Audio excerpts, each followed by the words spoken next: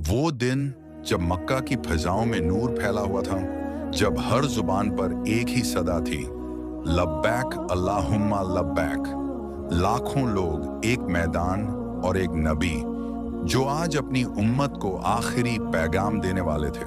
साल 10 हिजरी, महीना जिलहिज्जा। मक्का की फिजाओं में नूर घुला हुआ था। हवा में एक अजीब सी खुशबू थी, जैसे आसमान खुद तिलावत कर रहा हो, क्योंकि आज वो दिन था जब अल्लाह के सबसे प्यारे नबी अपनी उम्मत को आखिरी बार नसीहत देने वाले थे। मक्का से अरफात का सफर हुजूर अपनी प्यारी ऊंटनी कस्बा पर सवार हुए। सामने हजारों सहाबा थे, कोई पैदल, कोई ऊंटों पर, कोई आंसुओं में डूबा हुआ।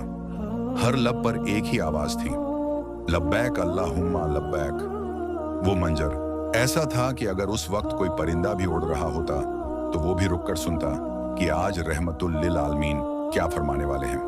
अरफात का मैदान, जहां आसमान भी रोया। हुजूर जब जबल रहमत की चोटी पर पहुंचे तो सूरज अपनी पूरी गर्मी के साथ चमक रहा था, लेकिन उस मैदान में हुजूर का नूर उससे ज्यादा चमक रहा था।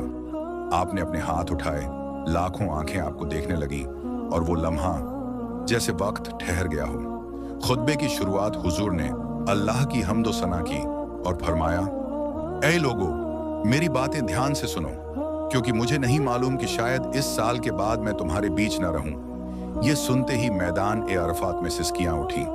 सहाबा की आंखों से आंसू बह निकले। हर दिल कांप गया, क्योंकि वो जानते थे ये अलविदा की निशानी है। हुजूर का दर्द और रहमत आपने फरमाया, ऐ लोगो, तुम्हारे जान, माल और इज्जत एक दूसरे पर उसी तरह हराम है जैसे आज का दिन इस शहर और इस महीने में हराम है।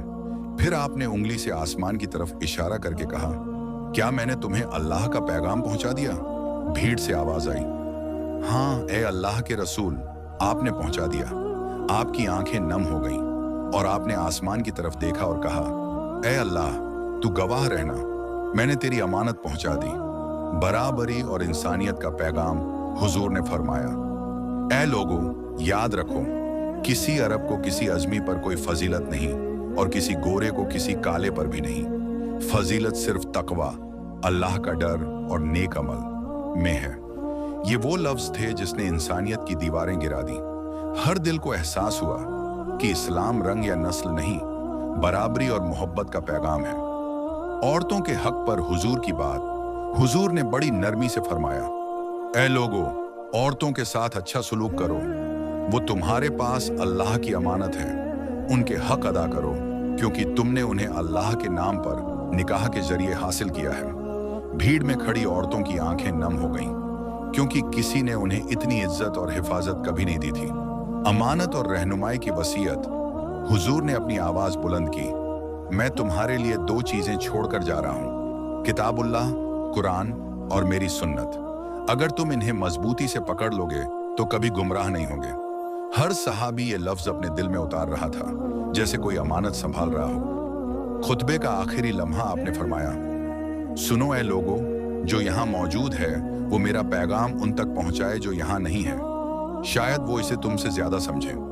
फिर आपने आसमान की तरफ नजर उठाई।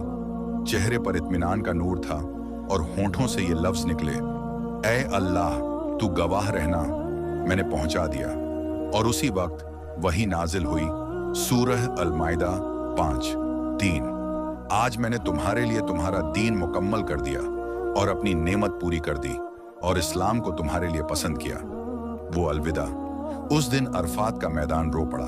सहाबा गिर गिर के रो रहे थे। हुजूर के लफ्ज उनके दिलों में गूंज रहे थे। आपने जो कुछ कहा वो सिर्फ एक उम्मत के लिए नहीं, बल्कि पूरी इंसानियत के लिए रहमत बन गया।